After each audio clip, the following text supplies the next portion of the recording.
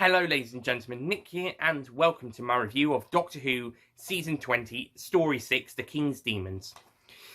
Now, after the really entertaining Enlightenment and wrapping up a really good trilogy of stories featuring Turlough attempting to kill the Doctor on orders of the Black Guardian and eventually choosing not to and becoming a full-time companion properly, how did the production team decide to follow that out, as well as eventually, being Turlough's first story as a proper companion, first story not following orders of the Black Guardian, and what eventually became the season finale due to the final story, as I've already mentioned, what would have been Resurrection of the Daleks, what became Resurrection of the Daleks, production was cancelled due to strike action and the story was delayed to season 21. To those who went on strike that time, fuck you.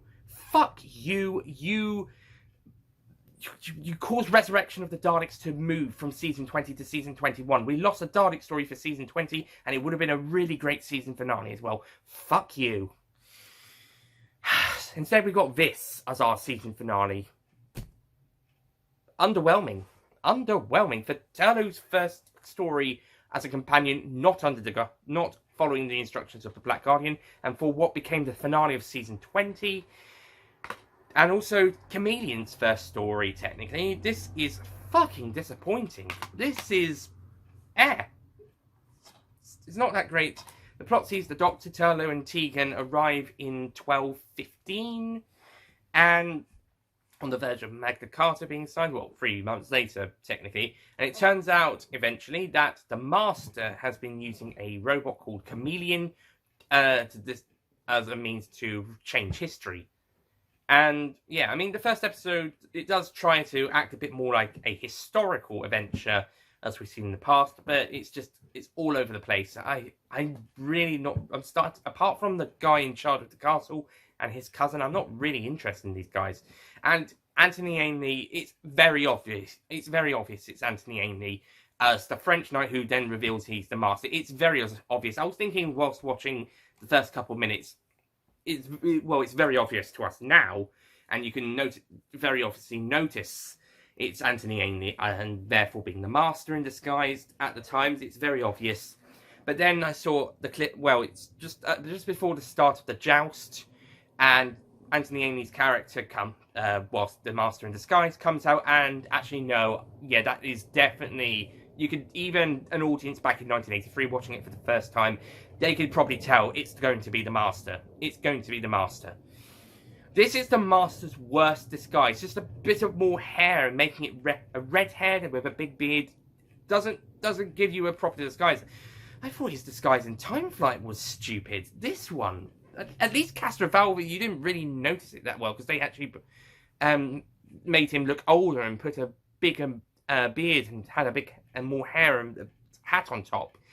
In that story, you could actually not really tell it's Anthony Ainley until it's revealed. They didn't even try here. They really don't try. They gave up. They give up with, just have some extra hair, have a beard, it's red. That's it. And the transition effect that is used between changing the disguise into the actual Master. Worst Master disguise reveal ever. Yeah, it's not a surprise, it's the Master, and yeah, the worst disguise, worst reveal. And it's supposed to be the cliffhanger. It's supposed to be the part 1 cliffhanger.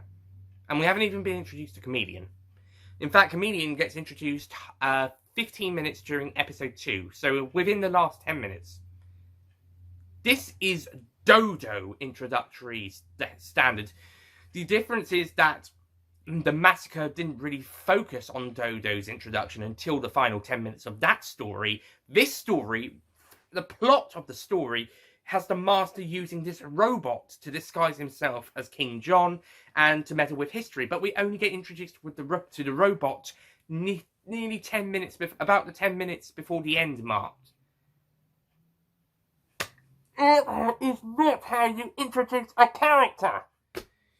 At least with the Dodo stuff, at least with Dodo's introduction, they got all the main stuff for the massacre story out of the way. They got all of that stuff down, and they had enough time to introduce Dodo. It wasn't a great 10 minutes, but they had at least gotten the plot out of the way so they can then introduce this character and focus a couple of minutes on that, and also Stephen's departure and then return, and the Doctor's contemplation, and then we can get on with the next story.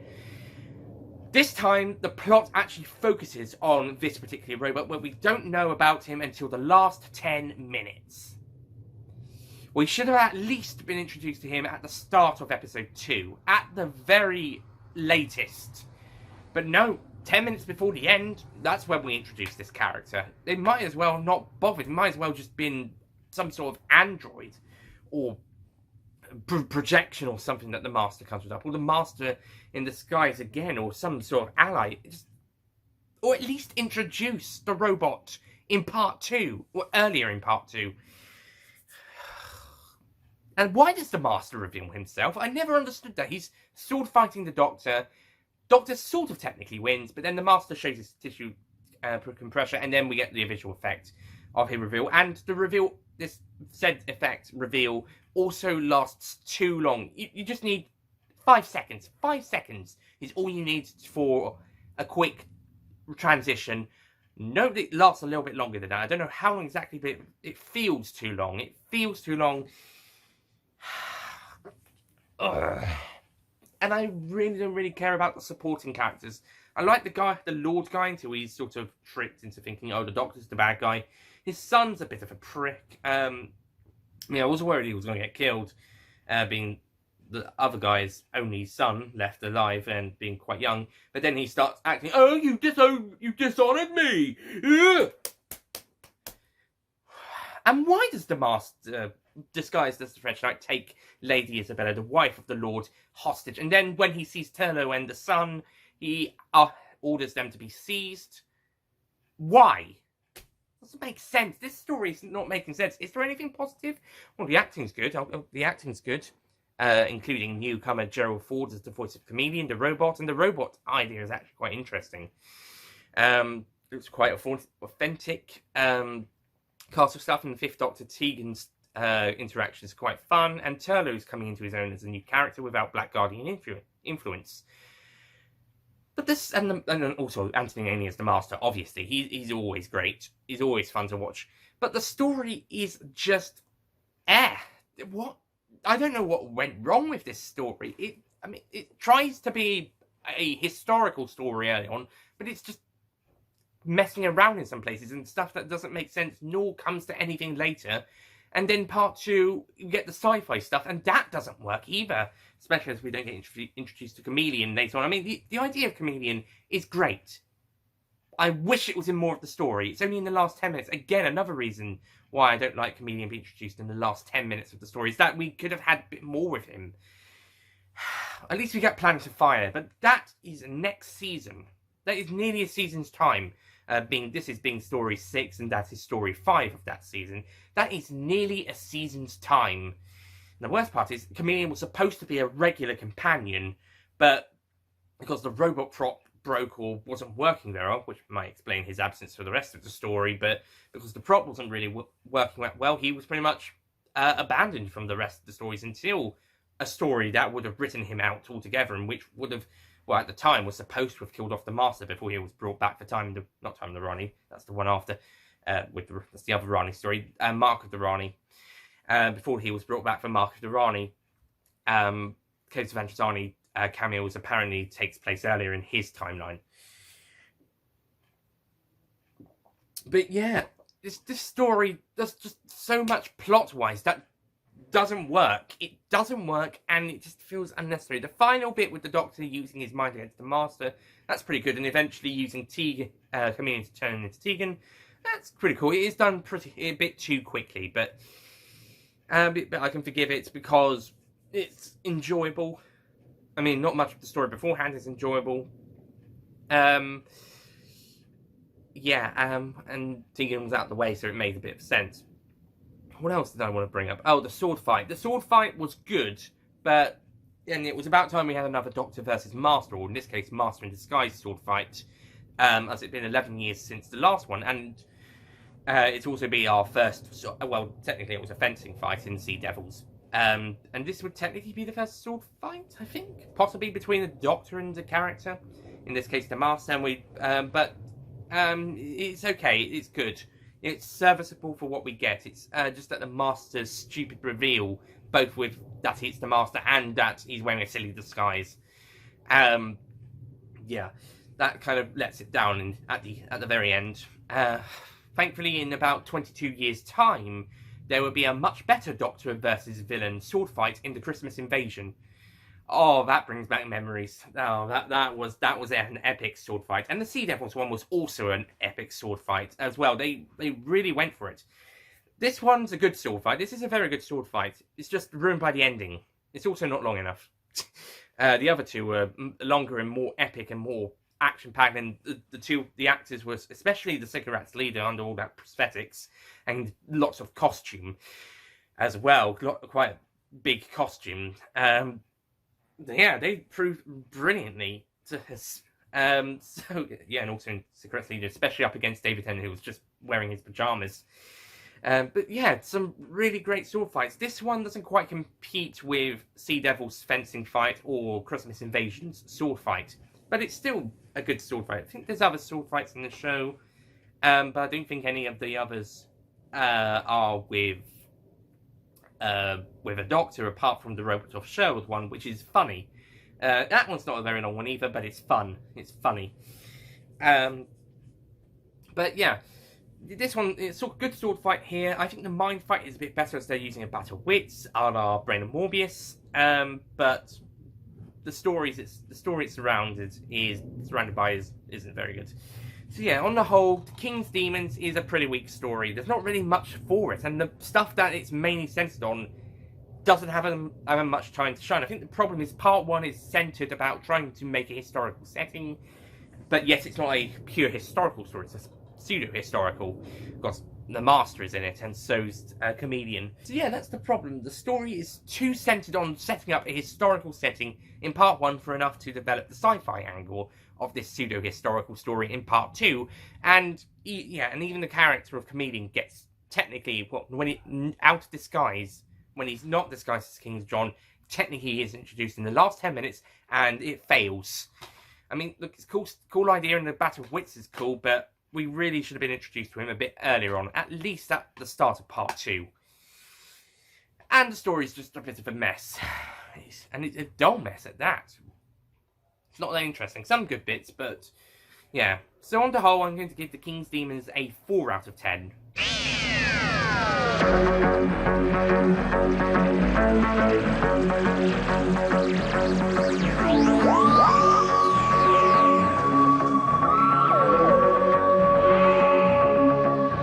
Originally going to give it a 5, but then when talking about it, I realised actually the story honestly is weaker than I thought.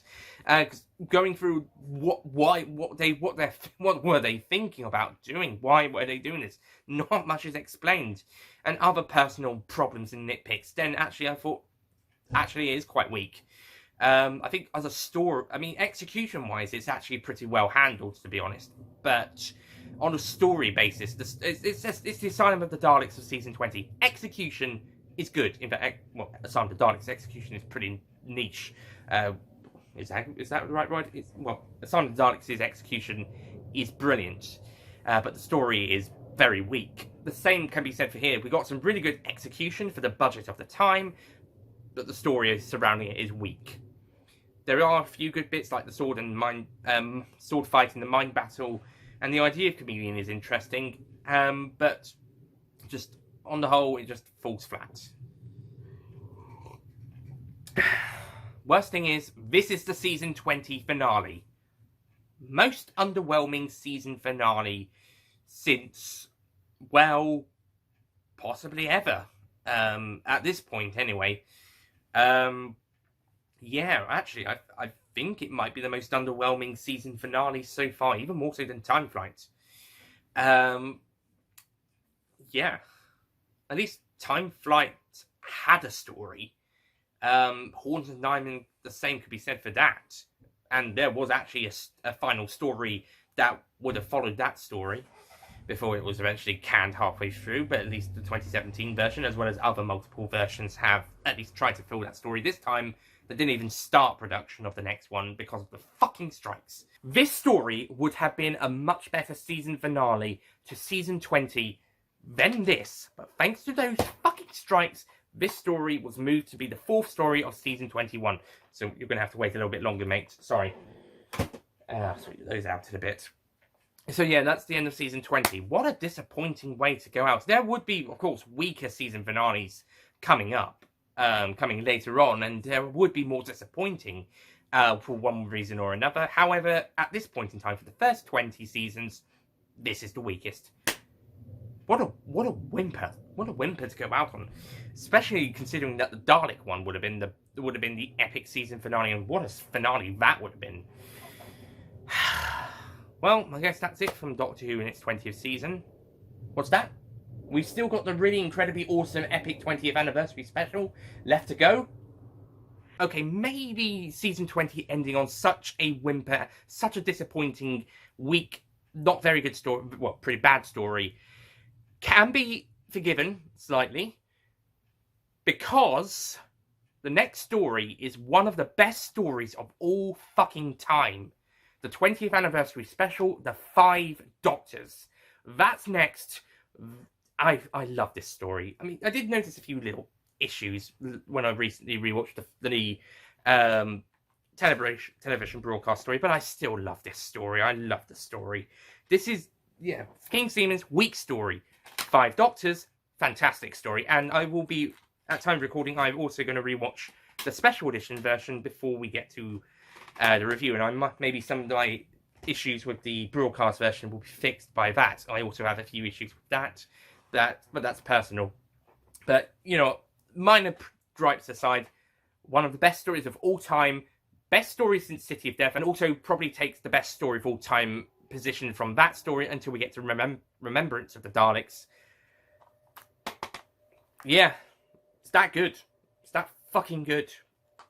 So after a disappointing season finale, we at least have a more than superb 20th anniversary special. So, anyway, that's it from me. Thank you for watching, and I'll see you guys next time for a very special Doctor Who review.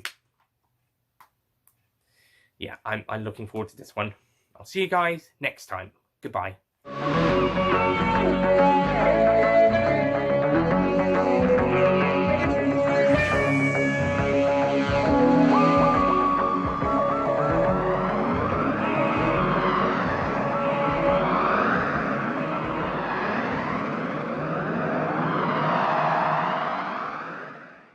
Don't forget to click below to subscribe to the official Nicholas Payne Retro YouTube channel. Fuck those strikes. You ruined it. You ruined... For that I say, fuck you to those strikers. To those who stroke. To those who... Fuck. But... Yeah, the thing is, the story is... Most underrated... Resurrection of the Dalek. Okay, maybe the 20th anniversary season and... Okay, maybe season 20 ending on a disappointing note can be forgiven because our writer, and probably takes over that